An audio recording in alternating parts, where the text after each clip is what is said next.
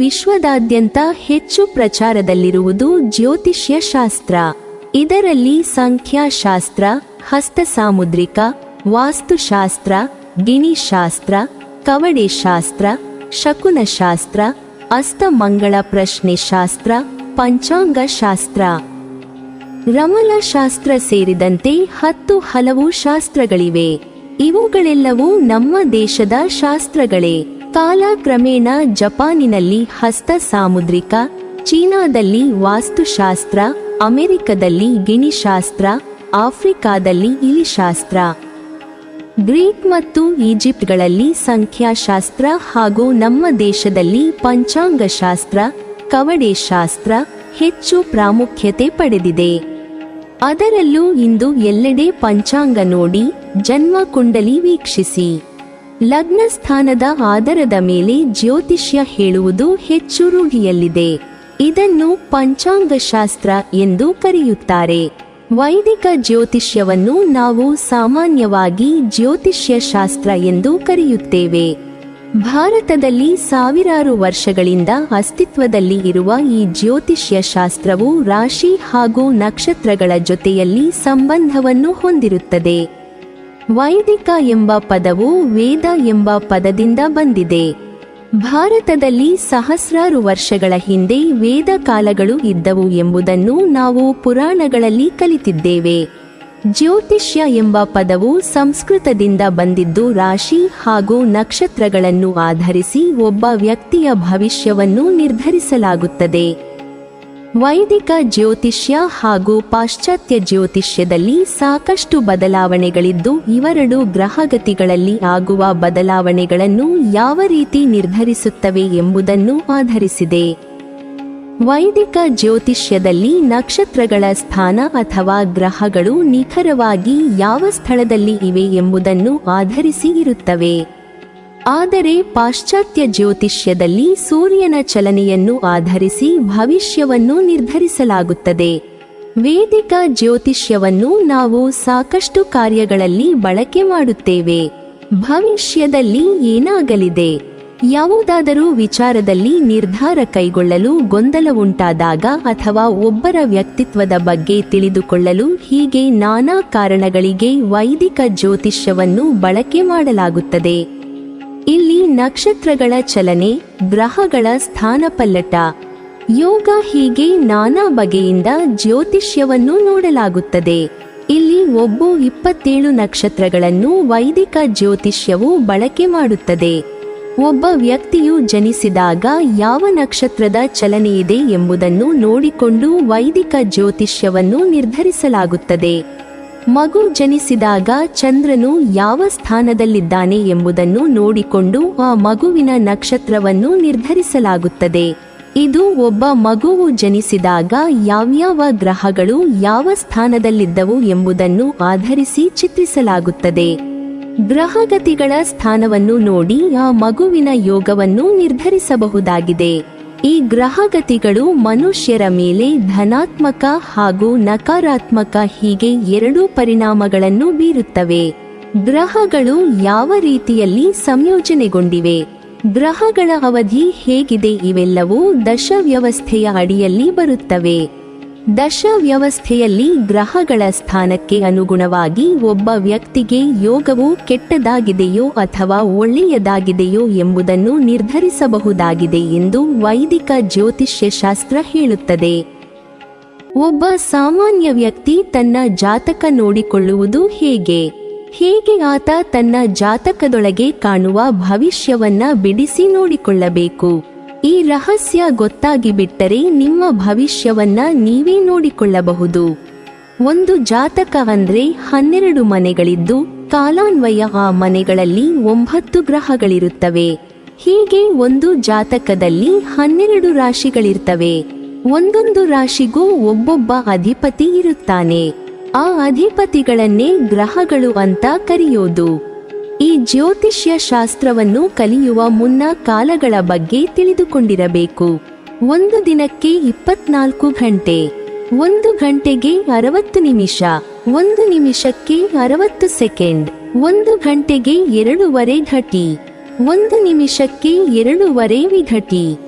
ಒಂದು ದಿನಕ್ಕೆ 60 ಘಟಿ, ಒಂದು ಘಟಿಗೆ 60 ವಿಘಟಿ, ಒಂದು ಘಟಿಗೆ 24 ನಿಮಿಷ, ಒಂದು ವಿಘಟಿಗೆ 24 ಸೆಕೆಂಡ್, ಒಂದು ಮುಹೂರ್ತಕ್ಕೆ 48 ನಿಮಿಷಗಳು.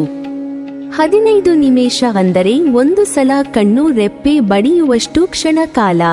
ಇದಕ್ಕೆ ನಿಮೇಷ ಅನ್ನುತ್ತಾರೆ. ಈ 15 ನಿಮಿಷಕ್ಕೆ ಒಂದು ಕಾಷ್ಠ ಎಂದು ಕರೆಯುತ್ತೇವೆ. 30 ಕಾಷ್ಠಕ್ಕೆ ಒಂದು ಕಲ, ನಿಮಿಷ ಎಂದು ಕರೆಯುತ್ತೇವೆ.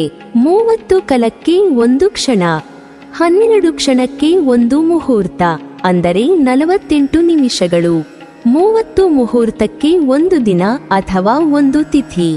15 ದಿನಕ್ಕೆ ಒಂದು ಪಕ್ಷ, 2 ಪಕ್ಷಕ್ಕೆ ಒಂದು ಮಾಸ ಅಂದರೆ ತಿಂಗಳು, 2 ಮಾಸಗಳಿಗೆ ಒಂದು ಋತು, 6 ಋತುಗಳಿಗೆ 12 ಮಾಸಗಳಿಗೆ ಒಂದು ಸಂವತ್ಸರ, ಒಂದು ವರ್ಷಕ್ಕೆ ಒಂದು ದೇವದಿನ.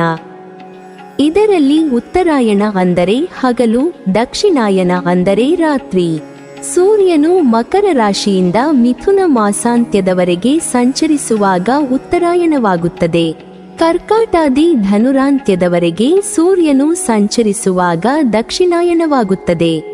ಇಂಗ್ಲಿಷ್ ಕಾಲಮಾನದ ಒಂದು ವರ್ಷವನ್ನು ಪಂಚಾಂಗದ ರೀತ್ಯ ಸಂವತ್ಸರವೆಂದು ಗುರುತಿಸಲಾಗುತ್ತದೆ.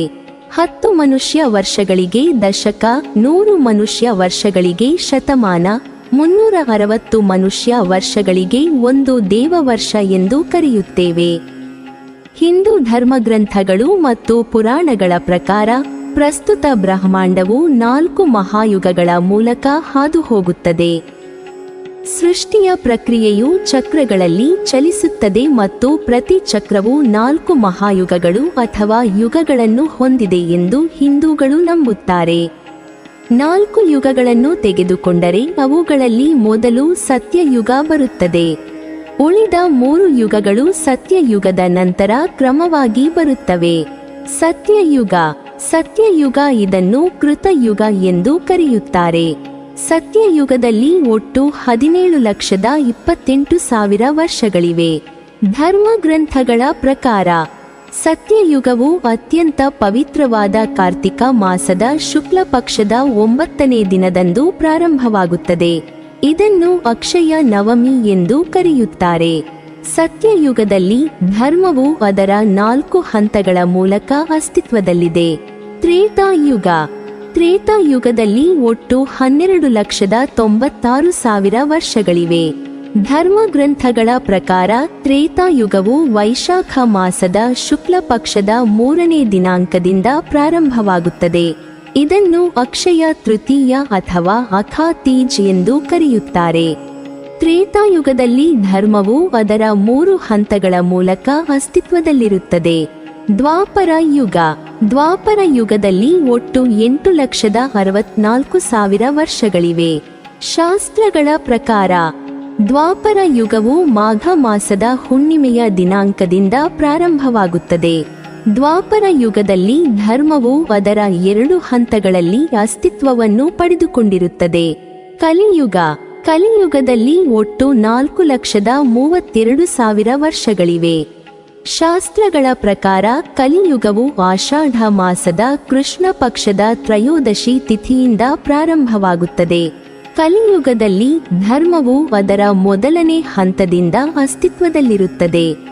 ಇದನ್ನು ಯುಗದ ಅಂತ್ಯವೆಂದು ಹೇಳುವುದನ್ನು ನೀವು ಅನೇಕರ ಮಾತುಗಳಿಂದ ಕೇಳಿರಬಹುದು ಅಥವಾ ಓದಿಯೂ ಇರಬಹುದು.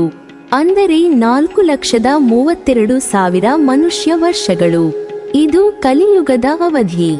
8,64,000 ಮನುಷ್ಯ ವರ್ಷಗಳು. ಇದು ದ್ವಾಪರ ಯುಗ. 12,96,000 ಮನುಷ್ಯ ವರ್ಷಗಳು. ಇದು ತ್ರೇತಾಯುಗದ ಅವಧಿ. 17,28,000 ಮನುಷ್ಯ ವರ್ಷಗಳು. ಇದು ಕೃತಯುಗ ಅವಧಿ. 43,20,000 ಮನುಷ್ಯ ವರ್ಷಗಳು. ಇದು ಒಂದು ಚತುರ್ಯುಗದ ಅವಧಿ. ಇದೇ ರೀತಿಯಲ್ಲಿ 71 ಚತುರ್ಯುಗಗಳಿಗೆ ಒಂದು ಮನ್ವಂತರ ಎಂದು ಕರೆಯುತ್ತಾರೆ. ಒಂದೊಂದು ಮನ್ವಂತರದಲ್ಲೂ ಒಬ್ಬೊಬ್ಬ ಪುಣ್ಯ ಪುರುಷ ಇಂದ್ರ ಪಟ್ಟಕ್ಕೆ ಬರುವನು.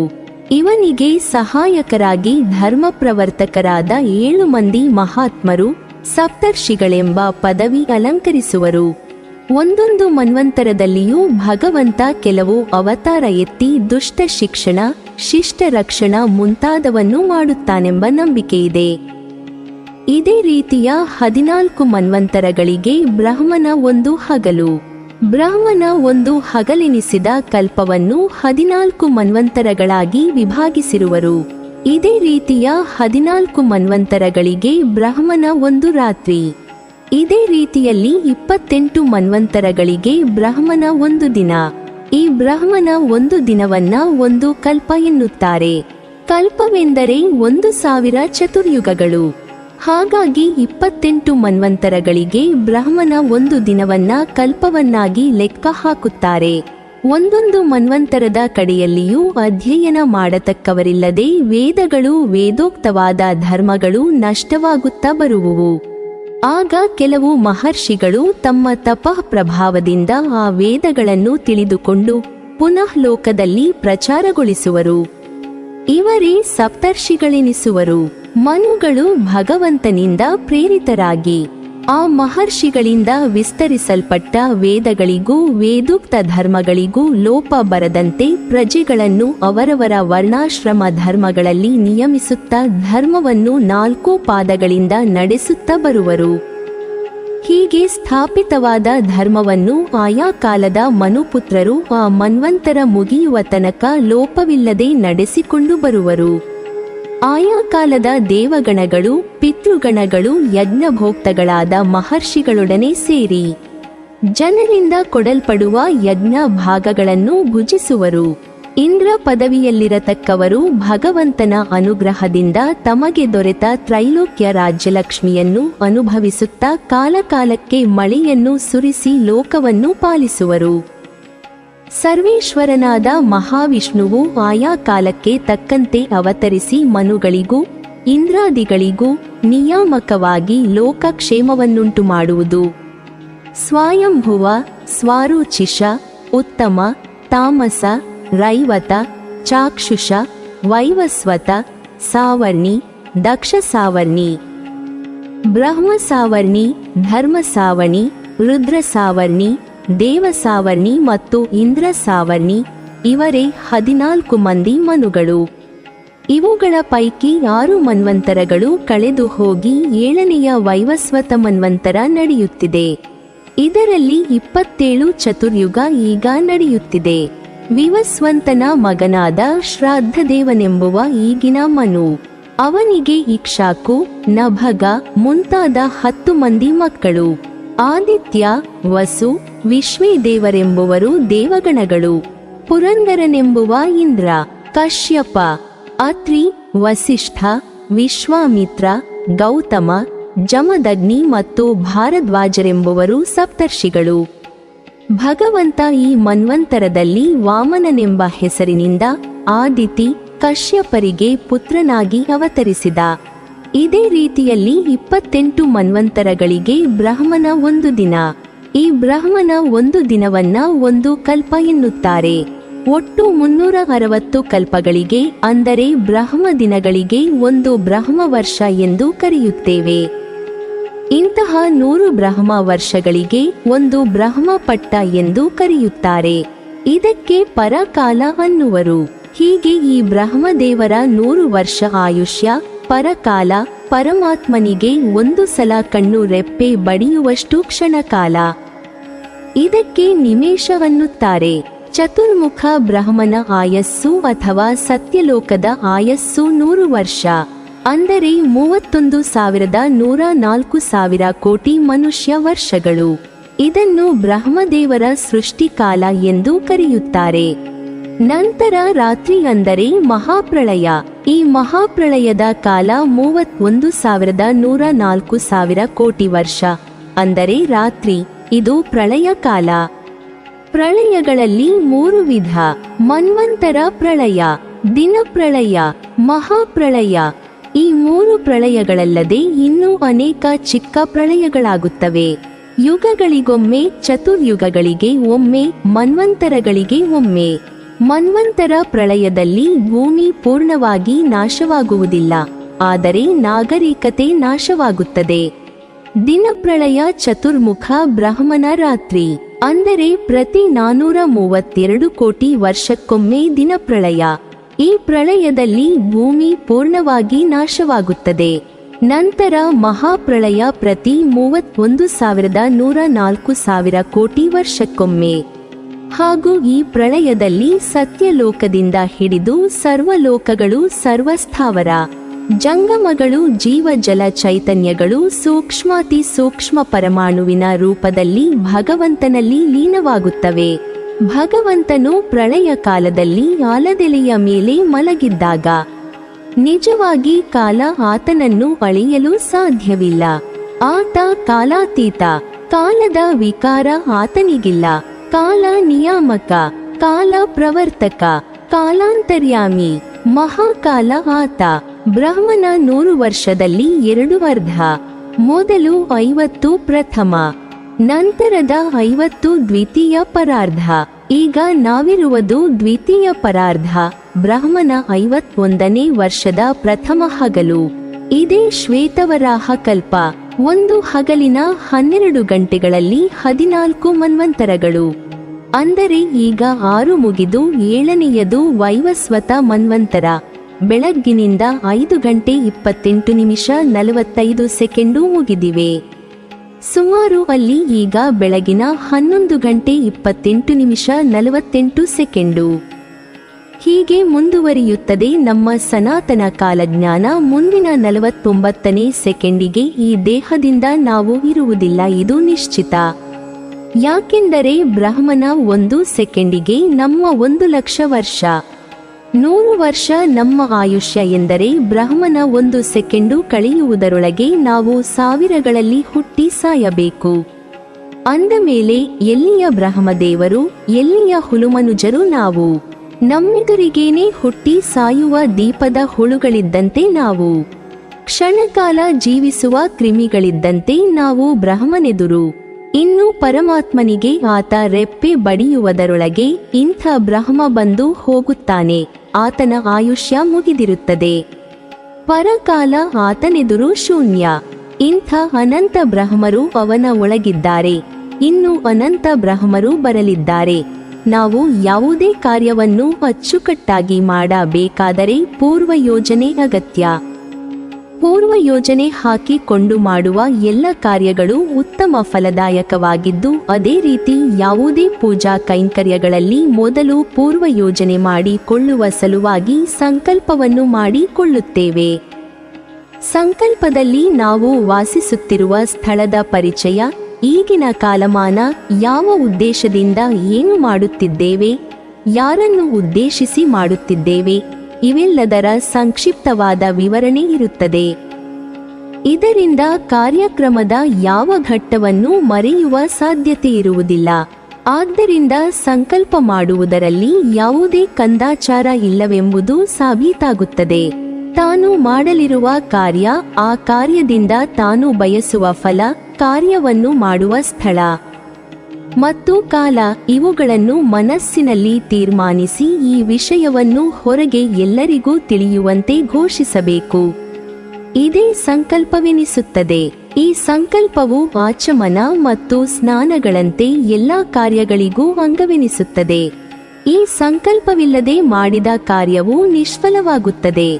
ಸಂಕಲ್ಪ ಕಾಲದಲ್ಲಿ ನಾವು ಹೇಳುವ ಕಾಲವು 2 ವಿಧವಾಗಿದೆ. ಮೊದಲನೆಯದಾಗಿ ತಾನು ಜನಿಸಿದ ಮೇಲೆ ಸಾಯುವವರೆಗೆ ಮಾಡುತ್ತಿರುವ ಎಲ್ಲ ಕಾರ್ಯಗಳಿಗೂ ಸಾಧಾರಣವಾದ ಕಾಲವು ಮೊದಲನೆಯ ದರ್ಜೆಯಲ್ಲಿ ಸೇರಿರುತ್ತದೆ. ಆ ಮೊದಲನೆಯ ದರ್ಜೆಯಲ್ಲಿ ಸೇರಿದ ಕಾಲವನ್ನು ಸಂಕಲ್ಪದಲ್ಲಿ ಆದ್ಯ ಬ್ರಾಹ್ಮಣೆ ಎಂಬ ಮಾತಿನಿಂದ ಆರಂಭಿಸಿ ಕಲಿಯುಗೆ ಪ್ರಥಮ ಪಾದೆ ಎಂಬ ಮಾತಿನವರೆಗೆ ಹೇಳುತ್ತೇವೆ. ಎರಡನೆಯದಾಗಿ ಆಯಾ ದಿನಗಳಲ್ಲಿ ಮಾಡುವ ಕಾರ್ಯಗಳಿಗೆ ಮಾತ್ರ ಸಂಬಂಧಿಸಿದ ಕಾಲವು 2ನೆಯ ದರ್ಜೆಗೆ ಸೇರಿರುತ್ತದೆ. ಆ ಕಾಲವನ್ನು ಶಾಲಿವಾಹನ ಶಕೆ ಪ್ರಮಾದಿ ಸಂವತ್ಸರೆ ಮುಂತಾದ ಮಾತುಗಳಿಂದ ಹೇಳುತ್ತೇವೆ. ಇದೇ ರೀತಿಯಲ್ಲಿ ಸಂಕಲ್ಪ ಕಾಲದಲ್ಲಿ ಹೇಳುವ ದೇಶವು 2 ವಿಧವಾಗಿದೆ. ಮೊದಲನೆಯದಾಗಿ ನಾವು ಹುಟ್ಟಿ ಸಾಯುವವರೆಗೆ ಮಾಡುವ ಎಲ್ಲ ಕಾರ್ಯಗಳಿಗೆ ಸಂಬಂಧಿಸಿದ ದೇಶವು ಮೊದಲನೆಯ ದರ್ಜೆಯಲ್ಲಿ ಸೇರುತ್ತದೆ.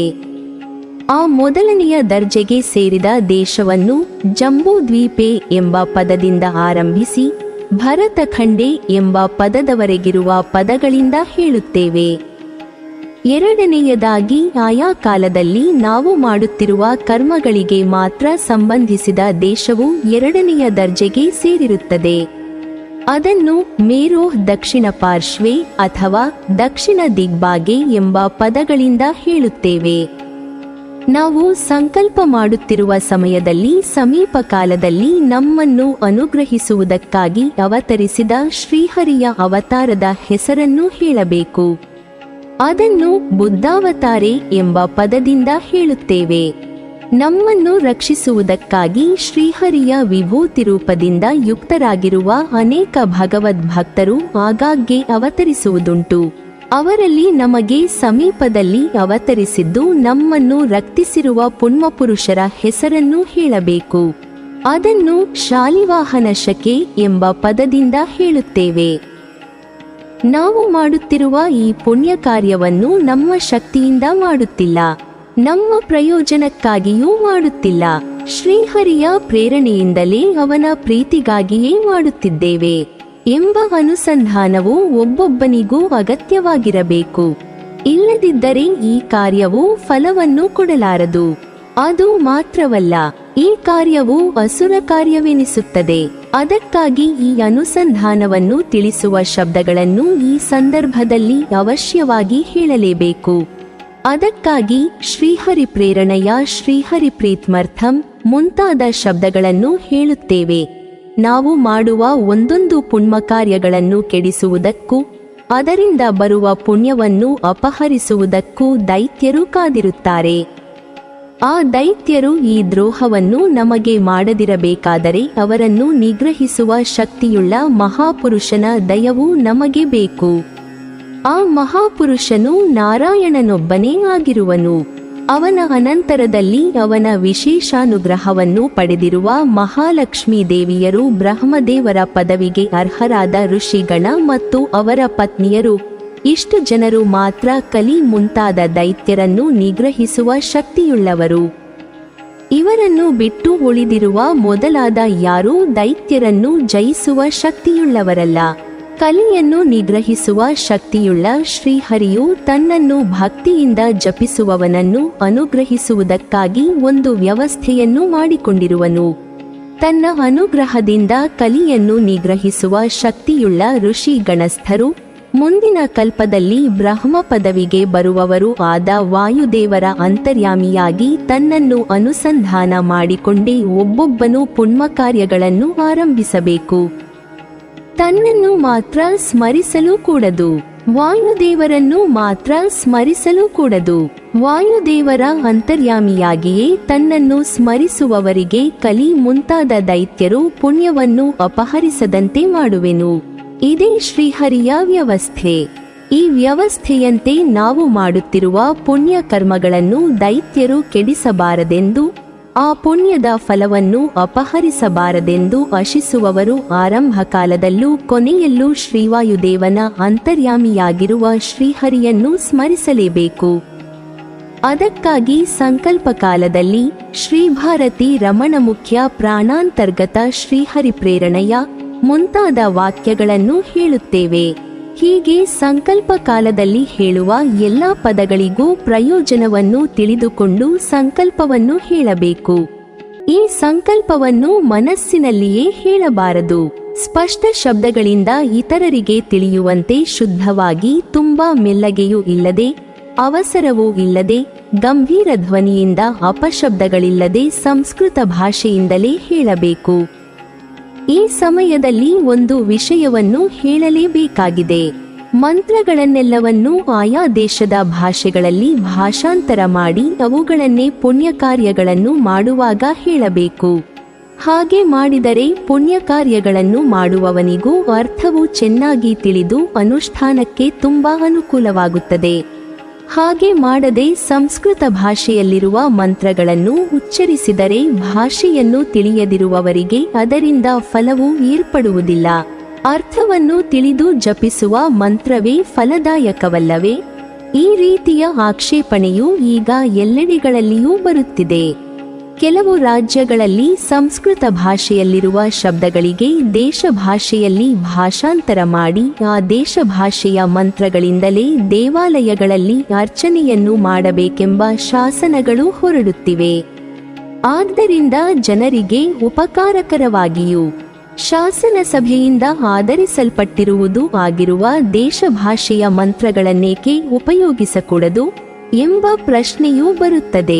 ಅದನ್ನು ಈಗ ಪರಿಹರಿಸುತ್ತಿದ್ದೇವೆ. ಅನಾದಿನಿತ್ಯಯ ವಾಚ ಮುಂತಾದ ವೇದಗಳು, ಪುರಾಣ ಮುಂತಾದ ಅಸಂಖ್ಯ ಪ್ರಮಾಣಗಳು ಅನಾದಿಯಾದ ಒಂದು ಭಾಷೆಯು ಇರುವುದಾಗಿ ತಿಳಿಸುತ್ತಿವೆ. ವೇದದಿಂದ ಹೊಗಳಲ್ಪಟ್ಟ ಅನಾದಿನಿತ್ಯವಾದ ಭಾಷೆಯೇ ಸರ್ವೋತ್ತಮವೆಂದು, ಇತರ ಯಾವ ಭಾಷೆಯೂ ಆ ಭಾಷೆಗೆ ಸಮಾನವಾಗಲಾರದೆಂದು ಪ್ರಾಮಾಣಿಕರು ಸರ್ವರು ಅಂಗೀಕರಿಸಲೇಬೇಕು. ಆ ಅನಾದಿಯಾದ ಭಾಷೆಯು ಯಾವುದು ಎಂಬ ವಿಷಯವನ್ನು ಈಗ ನಿರ್ಧರಿಸೋಣ. ಪ್ರಪಂಚದಲ್ಲಿರುವ ಎಲ್ಲ ಗ್ರಂಥಗಳಿಗೂ ಗ್ರಂಥಕರ್ತನ ಹೆಸರು ಪ್ರಸಿದ್ಧವಾಗಿದೆ. ಆದ್ದರಿಂದ ಆ ಗ್ರಂಥಗಳೆಲ್ಲವೂ ಒಬ್ಬ ಪುರುಷನಿಂದ ಬರೆಯಲ್ಪಟ್ಟವುಗಳೆಂದು ನಂಬಬಹುದು. ಅನಂತ ವೈವೇದ ಮುಂತಾದ ವೇದವಾಕ್ಯಗಳಿಂದಲೂ ಸ್ಮೃತಿ ಪುರಾಣ ಮುಂತಾದ ಪ್ರಮಾಣ ಗ್ರಂಥಗಳಿಂದಲೂ ವೇದದಲ್ಲಿರುವ ವಾಕ್ಯಗಳು ಅನಂತ, ಅಂದರೆ ಲೆಕ್ಕವೇ ಇಲ್ಲದಿರತಕ್ಕದ್ದು ಎಂದು ಹೊಗಳಲ್ಪಟ್ಟಿದೆ. ಈ ಅನಂತ ವೇದಗಳಿಗೆ ಯಾರಾದರೂ ಒಬ್ಬ ಕರ್ತನಿದ್ದರೆ ಅವನ ಹೆಸರು ಲೋಕದಲ್ಲಿ ಪ್ರಸಿದ್ಧವಾಗಿರುತ್ತಿತ್ತು. ಭಾರವಿ ಎಂಬ ಕವಿಯು ಕಿರಾತಾರ್ಜುನೀಯ ಎಂಬ ಒಂದೇ ಒಂದು ಕಾವ್ಯವನ್ನು ಬರೆದಿರುವನು. ಆ ಗ್ರಂಥದಲ್ಲಿಯೂ ಸುಮಾರು 2000 ಶ್ಲೋಕಗಳನ್ನು ಬರೆದಿರುವನು. ಮಾಘ ಎಂಬ ಕವಿಯು ಶಿಶುಪಾಲವಧ ಎಂಬ ಒಂದು ಕಾವ್ಯವನ್ನು ಬರೆದಿರುವನು. ಆ ಗ್ರಂಥದಲ್ಲಿಯೂ ಸುಮಾರು 2000 ಶ್ಲೋಕಗಳಿವೆ. ಕಾಳಿದಾಸನು 4-5 ಗ್ರಂಥಗಳನ್ನು ಬರೆದಿರುವನು. ಅವುಗಳಲ್ಲಿಯೂ ಇರುವ ಶ್ಲೋಕಗಳು ಬಿಡಿ ವಾಕ್ಯಗಳು ಪರಿಮಿತವಾಗಿಯೇ ಇವೆ. 1-2 ಗ್ರಂಥಗಳನ್ನು, ಆ ಗ್ರಂಥಗಳಲ್ಲಿಯೂ ಪರಿಮಿತವಾದ ಶ್ಲೋಕಗಳನ್ನು ಬರೆದಿರುವ ಭಾರವಿ, ಮಾಘ, ಕಾಳಿದಾಸ ಮುಂತಾದ ಕವಿಗಳ ಹೆಸರು ಪ್ರಪಂಚದಲ್ಲಿ ಮೂಲೆ ಮೂಲೆಗಳಲ್ಲಿಯೂ ಎಲ್ಲರಿಗೂ ಸಾಧಾರಣವಾಗಿ ಗೊತ್ತಿದೆ. ಹೀಗಿದ್ದ ಮೇಲೆ ಅನಂತ ವೇದರಾಶಿಗಳಿಗೆ ಕರ್ತನೊಬ್ಬನಿದ್ದಿದ್ದರೆ ಅವನ ಹೆಸರು ಕಾಳಿದಾಸ ಮುಂತಾದವರ ಹೆಸರಿಗಿಂತ ಅತ್ಯಂತ ಪ್ರಸಿದ್ಧವಾಗಿರುತ್ತಿತ್ತು. ಆದರೆ ವೇದಕರ್ತನು ಯಾರು ಎಂಬ ಪ್ರಶ್ನೆಗೆ ಇವತ್ತಿನವರೆಗೆ ಸಮಂಜಸವಾದ ಉತ್ತರವು ಯಾರಿಗೂ ತಿಳಿದಿಲ್ಲ. ಒಬ್ಬೊಬ್ಬನು ತನ್ನ ಮನಸ್ಸಿಗೆ ಬಂದಂತೆ ಊಹಿಸುತ್ತಿರುವನು. ಅವರೆಲ್ಲರ ಊಹೆಯು ಆಭಾಸವೆಂದು ಅವರವರ ಮಾತುಗಳಿಂದಲೇ ಸ್ಪಷ್ಟವಾಗುತ್ತದೆ. ಆದ್ದರಿಂದ ವೇದಕರ್ತನು ಯಾರು ಎಂಬ ಪ್ರಶ್ನೆಗೆ ಸಮಂಜಸವಾದ ಉತ್ತರವೇ ಸಿಗದಿರುವುದರಿಂದ ವೇದಕರ್ತನ ಹೆಸರು ಯಾರಿಗೂ ಗೊತ್ತಿಲ್ಲವೆಂದು ಹೇಳಿದಂತಾಯಿತು. ವೇದಕರ್ತನ ಹೆಸರು ಯಾರಿಗೂ ತಿಳಿಯದಿರುವುದರಿಂದ ವೇದಕರ್ತನೇ ಇಲ್ಲವೆಂದು ಹೇಳಿದಂತಾಯಿತು. ಈ ಕಾರಣದಿಂದಲೇ ವೇದವು ಅನಾದಿ ಎಂದು ಹೇಳಿದಂತಾಯಿತು. ಮಂತ್ರಗಳೆಲ್ಲವೂ ಸರ್ವೋತ್ತಮವಾದ ಸಂಸ್ಕೃತ ಭಾಷೆಯಲ್ಲಿದೆ. ಸಂಸ್ಕೃತ ಭಾಷೆಯಲ್ಲಿರುವಾಗ ಅವುಗಳಿಗೆ ಇರುವ ಮಹತ್ವವು ದೇಶ ಭಾಷೆಗಳಲ್ಲಿ ಅವುಗಳನ್ನು ಭಾಷಾಂತರ ಮಾಡುವಾಗ ಬರುವುದಿಲ್ಲ. ಆದ್ದರಿಂದ ಯಾವ ಮಂತ್ರಗಳನ್ನು ಸಂಸ್ಕೃತ ಭಾಷೆಯಿಂದ ಇತರ ಭಾಷೆಗಳಲ್ಲಿ ಭಾಷಾಂತರ ಮಾಡಿ ಜಪಿಸಬಾರದು. ಸಂಕಲ್ಪ ಮುಂತಾದ ಆ ಮಂತ್ರಗಳ ಅಂಗಗಳನ್ನು ಸಂಸ್ಕೃತ ಭಾಷೆಯಿಂದಲೇ ಹೇಳಬೇಕು. ಅದು ಮಾತ್ರವಲ್ಲ, ದೇವತೆಗಳನ್ನು ಸಂತೋಷಪಡಿಸುವುದಕ್ಕಾಗಿ ಈ ಮಂತ್ರಗಳನ್ನು ಜಪಿಸುತ್ತೇವೆ. ಸಂಸ್ಕೃತ ಭಾಷೆಯು ದೇವಭಾಷೆಯಾಗಿದೆ. ಅವರನ್ನು ಸಂತೋಷಪಡಿಸುವುದಕ್ಕೆ ಅವರ ಭಾಷೆಯಾಗಿರುವ ಸಂಸ್ಕೃತ ಭಾಷೆಯಿಂದಲೇ ಮಂತ್ರ ಮುಂತಾದವುಗಳನ್ನು ಹೇಳಬೇಕು. 43,20,000 ವರ್ಷಗಳಿಗೆ ಒಂದು ಮಹಾಯುಗ. ಇಂತಹ 2,000 ಮಹಾಯುಗಗಳು ಬ್ರಹ್ಮದೇವರ ಒಂದು ದಿನ. ಇಂತಹ 360 ದಿನಗಳಿಗೆ ಬ್ರಹ್ಮದೇವರ ಒಂದು ವರ್ಷ. ಇಂತಹ 100 ವರ್ಷಗಳು ಬ್ರಹ್ಮದೇವರ ಆಯುಷ್ಯವೆನಿಸುತ್ತದೆ. ಈ ಬ್ರಹ್ಮದೇವರ ಆಯುಷ್ಯವು ಪರ ಎಂದು ಹೇಳಲ್ಪಡುತ್ತದೆ. ಈ ಪರ ಎಂಬ ಕಾಲದಲ್ಲಿ ಶ್ರೀಹರಿಯು ಒಮ್ಮೆ ಆಟಕ್ಕಾಗಿ ಕಣ್ಣು ಮುಚ್ಚಿ ತೆರೆಯುವನು. ಪರ ಎಂಬ ಕಾಲದ ಅರ್ಧವು ಪರಾರ್ಧವೆನಿಸುತ್ತದೆ. ಈಗಿನ ಬ್ರಹ್ಮದೇವರ ಪರದಲ್ಲಿ ಈಗ ಮೊದಲನೆಯ ಪರಾರ್ಥವು ಮುಗಿದಿದೆ. ಎರಡನೆಯ ಪರಾರ್ಧವು ಈಗ ನಡೆಯುತ್ತಿದೆ. ಈ ವಿಷಯವನ್ನು ದ್ವಿತೀಯ ಪರಾರ್ಧೆ ಅಂದರೆ ಎರಡನೆಯ ಪರಾರ್ಧವು ಈಗ ನಡೆಯುತ್ತಿದೆ ಎಂದು ಸಂಕಲ್ಪ ಕಾಲದಲ್ಲಿ ಹೇಳುತ್ತೇವೆ. ಈ ದ್ವಿತೀಯ ಪರಾರ್ಧದಲ್ಲಿಯೂ ಮೊದಲನೆಯ ಅಂದರೆ 51ನೆಯ ವರ್ಷದ ಮೊದಲನೆಯ ದಿನದಲ್ಲಿ ಆರಂಭದಲ್ಲಿ ಶ್ರೀಹರಿಯು ಬಿಳಿ ಬಣ್ಣದ ಹಂದಿಯ ರೂಪದಿಂದ ಅವತರಿಸಿದನು. ಆದ್ದರಿಂದ ಈ ದಿನಕ್ಕೆ ಶ್ವೇತವರಾಹ ಕಲ್ಪ ಎಂದು ಹೆಸರು. ಶ್ವೇತವರಾಹ ರೂಪದಿಂದ ಶ್ರೀಹರಿಯು ಅವತರಿಸಿದ ಕಲ್ಪ ಅಂದರೆ ಬ್ರಹ್ಮದೇವರ ದಿನ ಎಂದು ಆ ಪದದ ಅರ್ಥವಾಗಿರುತ್ತದೆ. ಬ್ರಹ್ಮದೇವರ ಒಂದು ಹಗಲಿನಲ್ಲಿ 14 ಮನುಗಳು ಮತ್ತು ಅವರ ವಂಶದ ರಾಜರುಗಳು ಕ್ರಮವಾಗಿ ಭೂಮಿಯನ್ನು ರಕ್ಷಿಸುತ್ತಾರೆ. ಈ ಒಂದೊಂದು ಮನುಗಳು 71 ಮಹಾಯುಗಗಳವರೆಗೆ ತಮ್ಮ ಅಧಿಕಾರವನ್ನು ನಿರ್ವಹಿಸುತ್ತಾರೆ. ಈ ಮನುಗಳಲ್ಲಿ ಇಂದಿನವರೆಗೆ 6 ಮನುಗಳು ಅಧಿಕಾರವನ್ನು ನಡೆಯಿಸಿದ್ದಾಯಿತು. ಈಗ 7ನೆಯ ಮನುವು ಅಧಿಕಾರವನ್ನು ನಡೆಯಿಸುತ್ತಿದ್ದಾನೆ. ವೈವಸ್ವತಮನು ಎಂದು ಅವನ ಹೆಸರು. ವಿವಸ್ವಾನ್ ಅಂದರೆ ಸೂರ್ಯನ ಮಗನಾಗಿರುವುದರಿಂದಲೇ ಈ ಮನುವಿಗೆ ವೈವಸ್ವತಮನು ಎಂಬ ಹೆಸರು ಬಂದಿರುತ್ತದೆ. ಈ ವೈವಸ್ವತಮನುವಿನ ಅಧಿಕಾರ ಕಾಲವಾಗಿರುವುದರಿಂದ ಈ ಕಾಲವು ವೈವಸ್ವತಮನ್ವಂತರ ಎಂದು ಹೇಳಲ್ಪಡುತ್ತದೆ. ಅದನ್ನು ವೈವಸ್ವತಮನ್ವಂತರೆ ಎಂಬ ಪದದಿಂದ ಸಂಕಲ್ಪದಲ್ಲಿ ಹೇಳುತ್ತೇವೆ. ಈ ವೈವಸ್ವತಮನುವಿನ ಅಧಿಕಾರ ಕಾಲವಾಗಿರುವಾಗ 71 ಮಹಾಯುಗಗಳಲ್ಲಿ 27 ಮಹಾಯುಗಗಳು ಮುಗಿದು ಹೋದವು. 28ನೇ ಮಹಾಯುಗವು ಈಗ ನಡೆಯುತ್ತಿದೆ. ಒಂದು ಮಹಾಯುಗದಲ್ಲಿ ಕೃತಯುಗ, ತ್ರೇತಾಯುಗ, ದ್ವಾಪರಯುಗ, ಕಲಿಯುಗ ಎಂಬ 4 ಯುಗಗಳು ಕ್ರಮವಾಗಿ ಏರ್ಪಡುತ್ತವೆ. ಈ 4 ಯುಗಗಳಲ್ಲಿ ಕೃತಯುಗ, ತ್ರೇತಾಯುಗ, ದ್ವಾಪರಯುಗ ಎಂಬ 3 ಯುಗಗಳು ಈಗ ಮುಗಿದವು. ಕಲಿಯುಗವು ಈಗ ನಡೆಯುತ್ತಿದೆ. ಇದನ್ನು ಅಷ್ಟಾವಿಂಶತಿತಮೇ ಕಲಿಯುಗೆ ಅಂದರೆ 28ನೆಯ ಕಲಿಯುಗವು ಈಗ ನಡೆಯುತ್ತಿದೆ ಎಂದು ಸಂಕಲ್ಪದಲ್ಲಿ ಹೇಳುತ್ತೇವೆ. ಈ ಕಲಿಯುಗದಲ್ಲಿಯೂ 4 ಪಾದಗಳಿವೆ. ಅವುಗಳಲ್ಲಿ ಈಗ ಮೊದಲನೆಯ ಪಾದವು ನಡೆಯುತ್ತಿದೆ. ಈ ವಿಷಯವನ್ನು ಪ್ರಥಮ ಪಾದೆ ಎಂಬ ಪದದಿಂದ ತಿಳಿಸುತ್ತಿದ್ದೇವೆ. ಇಷ್ಟರವರೆಗೆ ಈಗಿನ ಬ್ರಹ್ಮದೇವರ ಆಯುಸ್ಸಿನ ಕಳೆದ ಕಾಲ ಮತ್ತು ಈಗ ಭೂಮಂಡಲದ ಅಧಿಕಾರಿ ವರ್ಗ ಮುಂತಾದವುಗಳನ್ನು ಹೇಳಿದ್ದಾಯಿತು. ಇನ್ನು ಮುಂದೆ ಭೂಮಂಡಲದಲ್ಲಿ ನಾವು ಇರುವ ಸ್ಥಳದ ಪರಿಚಯವನ್ನು ಸಂಕಲ್ಪದಲ್ಲಿ ತಿಳಿಸಬೇಕಾಗಿದೆ.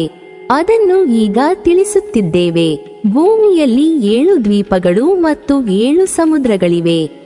ಈ ಎಲ್ಲ ದ್ವೀಪಗಳ ಮತ್ತು ಸಮುದ್ರಗಳ ಮಧ್ಯದಲ್ಲಿ ಜಂಬೂ ದ್ವೀಪವೂ ಇರುತ್ತದೆ. ಈ ಜಂಬೂ ದ್ವೀಪದಲ್ಲಿ ನಾವು ವಾಸಿಸುತ್ತಿದ್ದೇವೆ. ಈ ವಿಷಯವನ್ನು ಜಂಬೂ ದ್ವೀಪೆ ಎಂಬ ಪದದಿಂದ ತಿಳಿಸುತ್ತಿದ್ದೇವೆ. ಈ ಜಂಬೂ ದ್ವೀಪದಲ್ಲಿಯೂ 9 ಭಾಗಗಳಿವೆ. ಆ ಒಂದೊಂದು ಭಾಗಗಳಿಗೂ ವರ್ಷ ಎಂದು ಹೆಸರು. ಆ 9 ವರ್ಷಗಳ ಮಧ್ಯದಲ್ಲಿ ನಾವು ಭಾರತ ವರ್ಷ ಎಂಬ ವರ್ಷದಲ್ಲಿ ವಾಸಿಸುತ್ತಿದ್ದೇವೆ. ಈ ವಿಷಯವನ್ನು ಭಾರತ ವರ್ಷೆ ಎಂಬ ಪದದಿಂದ ತಿಳಿಸುತ್ತಿದ್ದೇವೆ. ಈ ಭಾರತ ವರ್ಷದಲ್ಲಿಯೂ 9 ಭೂಭಾಗಗಳಿವೆ. ಅವುಗಳಿಗೆ ಖಂಡ ಎಂದು ಹೆಸರು. ಆ 9 ಖಂಡಗಳಲ್ಲಿ ಭರತ ಖಂಡ ಎಂಬ ಖಂಡದಲ್ಲಿ ನಾವು ಈಗ ವಾಸಿಸುತ್ತಿರುವೆವು. ಈ ವಿಷಯವನ್ನು ಭರತ ಖಂಡೆ ಎಂಬ ಪದದಿಂದ ಹೇಳುತ್ತೇವೆ. ಜಂಬೂ ದ್ವೀಪದ ಮಧ್ಯದಲ್ಲಿ ಮೇರು ಪರ್ವತವು ಇರುತ್ತದೆ. ಈ ಮೇರು ಪರ್ವತದ ದಕ್ಷಿಣ ದಿಕ್ಕಿನಲ್ಲಿ ನಮ್ಮ ಊರು ಇರುತ್ತದೆ. ಈ ವಿಷಯವನ್ನು ಮೇರೂರ್ ದಕ್ಷಿಣ ಪಾರ್ಶ್ವೆ ಎಂಬ ಪದದಿಂದ ತಿಳಿಸುತ್ತಿರುವೆವು. ಮೇರು ಪರ್ವತದ ದಕ್ಷಿಣದಲ್ಲಿಯೂ ನಾವು ವಾಸಿಸುತ್ತಿರುವ ಸ್ಥಳವು ದಂಡಕಾರಣ್ಯೆ ಎನಿಸುತ್ತದೆ. ಈ ಅಂಶವನ್ನು ದಂಡಕಾರಣ್ಯೆ ಎಂಬ ಪದದಿಂದ ತಿಳಿಸುತ್ತಿದ್ದೇವೆ. ದಂಡೇಜಾರಣ್ಯದಲ್ಲಿಯೂ ಅನೇಕ ಮಹಾನದಿಗಳಿವೆ. ಆ ನದಿಗಳ ಮಧ್ಯದಲ್ಲಿ ಗೋದಾವರಿ ಎಂಬ ನದಿಯ ದಕ್ಷಿಣ ದಿಕ್ಕಿನಲ್ಲಿ ನಾವು ವಾಸಿಸುತ್ತಿರುವೆವು. ಈ ಅಂಶವನ್ನು ಗೋದಾವರಿಯ ದಕ್ಷಿಣ ಕೋಲೆ ಎಂಬ ಪದದಿಂದ ಹೇಳುತ್ತೇವೆ. ಈ ಕಲಿಯುಗದಲ್ಲಿಯೂ 6 ಶಕಪುರುಷರು ಅವತರಿಸಿ ದುಷ್ಟರನ್ನು ನಿಗ್ರಹಿಸಿ ಶಿಷ್ಟರನ್ನು ಪಾಲಿಸುತ್ತಾರೆ. ಆ 6 ಶಕಪುರುಷರಲ್ಲಿ ಈಗ 3ನೇಯವನಾಗಿ ಶಾಲಿವಾಹನನು ಅವತರಿಸಿರುವನು. ಅವನ ಶಕವರ್ಷವು ಈಗ ನಡೆಯುತ್ತಿದೆ. ಈ ವಿಷಯವನ್ನು ಶಾಲಿವಾಹನ ಶಕೆ ಎಂಬ ಪದದಿಂದ ಹೇಳುತ್ತೇವೆ. ಬ್ರಹ್ಮದೇವರ ಒಂದೊಂದು ದಿನದಲ್ಲಿಯೂ ಶ್ರೀಹರಿಯು 10 ಅವತಾರಗಳನ್ನು ಸ್ವೀಕರಿಸುವನು. ಆ 10 ಅವತಾರಗಳಲ್ಲಿ ಈಗ ಸಮೀಪ ಕಾಲದಲ್ಲಿ ಬುದ್ಧಾವತಾರವನ್ನು ಸ್ವೀಕರಿಸಿರುವನು. ಈ ವಿಷಯವನ್ನು ಬುದ್ಧಾವತಾರೆ ಎಂಬ ಪದದಿಂದ ಹೇಳುತ್ತೇವೆ. ಭೂಮಿಯಲ್ಲಿ ಗೋಕರ್ಣದಿಂದ ರಾಮೇಶ್ವರದವರೆಗೆ ಕಣಿವೆ ಕೆಳಗಿರುವ ಭಾಗವು ಪರಶುರಾಮ ಕ್ಷೇತ್ರವೆನಿಸುತ್ತದೆ. ಉಳಿದ ಭಾಗವೆಲ್ಲವೂ ರಾಮಕ್ಷೇತ್ರವೆನಿಸುತ್ತದೆ. ಆದ್ದರಿಂದ ಉಡುಪಿ ಮುಂತಾದ ಕಣಿವೆ ಕೆಳಗಣ ಭೂಮಿಯಲ್ಲಿರುವಾಗ ಪರಶುರಾಮ ಕ್ಷೇತ್ರೆ ಎಂದು, ಕಣಿವೆ ಮೇಲಿರುವಾಗ ರಾಮಕ್ಷೇತ್ರೆ ಎಂದು ಸಂಕಲ್ಪ ಕಾಲದಲ್ಲಿ ಹೇಳಬೇಕು. ಈ ಸಂಕಲ್ಪದಲ್ಲಿ ತಾನು ಕಾರ್ಯ ಮಾಡುವ ದಿನಕ್ಕೆ ಸಂಬಂಧಿಸಿದ ವರ್ಷ, ಅಯನ, ಋತು, ಮಾಸ, ಪಕ್ಷ, ತಿಥಿಗಳ ಹೆಸರುಗಳನ್ನು ಸೇರಿಸಿಕೊಳ್ಳಬೇಕು. ಸಂಕಲ್ಪದಲ್ಲಿ ಹೇಳಬೇಕಾದ ಎಲ್ಲ ಮುಖ್ಯವಾದ ಪದಗಳನ್ನು, ಅವುಗಳ ಅರ್ಥವನ್ನು ಈಗ ಹೇಳಿದ್ದಾಯಿತು. ಕೆಲವು ಪದಗಳು ಕೆಲವು ಸಂಪ್ರದಾಯದವರಿಗೆ ಹೆಚ್ಚು ಕಡಿಮೆ ಇರಬಹುದು. ಅವುಗಳನ್ನು ಅವರವರು ತಮ್ಮ ಹಿರಿಯರಿಂದ ಕೇಳಿ ತಿಳಿದುಕೊಂಡು ಅವರ ಹೇಳಿಕೆಯಂತೆ ಸ್ವಲ್ಪ ಬದಲಾವಣೆ ಮಾಡಿಕೊಳ್ಳಬಹುದು. ಹೀಗೆ ಸಂಕಲ್ಪ ಮಾಡಿದ ಮೇಲೆ ತೀರ್ಥರಾಜನನ್ನು ಸ್ಮರಿಸಿ ಗಂಗಾದೇವಿಯ 12 ನಾಮಗಳನ್ನು ಸ್ಮರಿಸಬೇಕು. ಇದಿಷ್ಟು ಸಂಕಲ್ಪ ಮಂತ್ರದ ಸಂಪೂರ್ಣ ಅರ್ಥವಾಗಿರುತ್ತದೆ. ಯಾವುದೇ ಕಾರ್ಯ ಮಾಡುವುದಕ್ಕೂ ಮುನ್ನ ಸಂಕಲ್ಪವನ್ನು ಮಾಡಿಯೇ ಪೂಜೆಯನ್ನು ಪ್ರಾರಂಭಿಸಬೇಕು. ಎಲ್ಲರಿಗೂ ಒಂದಲ್ಲ ಒಂದು ದಿನ ಬರುತ್ತೆ ಅಂತ ಸುಮ್ಮನೆ ಬಾಯಿ ಮಾತಿಗೆ ಹೇಳುವ ಮಾತು ಅಂತ ಅನ್ಕೋಬೇಡಿ. ಇದು ನಿಜಕ್ಕೂ ಸತ್ಯ. ಜ್ಯೋತಿಷ್ಯ ಕೂಡ ಇದನ್ನು ನಿಜ ಎನ್ನುತ್ತದೆ. ಎಲ್ಲರಿಗೂ ಅವರದ್ದೇ ಆದ ಒಂದು ಟೈಮ್ ಇದೆ. ಆ ಟೈಮಲ್ಲಿ ಅವರನ್ನು ಮೀರಿಸಲು ಯಾರಿಂದಲೂ ಸಾಧ್ಯವಿಲ್ಲ ಎನ್ನುತ್ತದೆ ಜ್ಯೋತಿಷ್ಯ ಶಾಸ್ತ್ರ.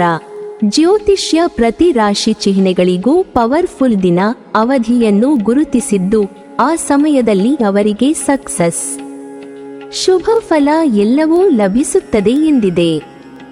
ನೀವಿನ್ನೂ ನಮ್ಮ ಚಾನೆಲ್ ಅನ್ನು ಸಬ್ಸ್ಕ್ರೈಬ್ ಮಾಡಿಲ್ವಾ? ಹಾಗಾದರೆ ಈ ಕೂಡಲೇ ನಮ್ಮ ಇಂದ್ರಜಾಲ ಚಾನೆಲ್ ಅನ್ನು ಸಬ್ಸ್ಕ್ರೈಬ್ ಮಾಡಿ ಮತ್ತು ಪಕ್ಕದಲ್ಲಿರುವ ಬೆಲ್ ಐಕಾನ್ ಅನ್ನು ಕ್ಲಿಕ್ ಮಾಡಿದರೆ ನಮ್ಮ ಹೊಸ ವಿಡಿಯೋಗಳನ್ನು ನೀವು ನೋಡಬಹುದು.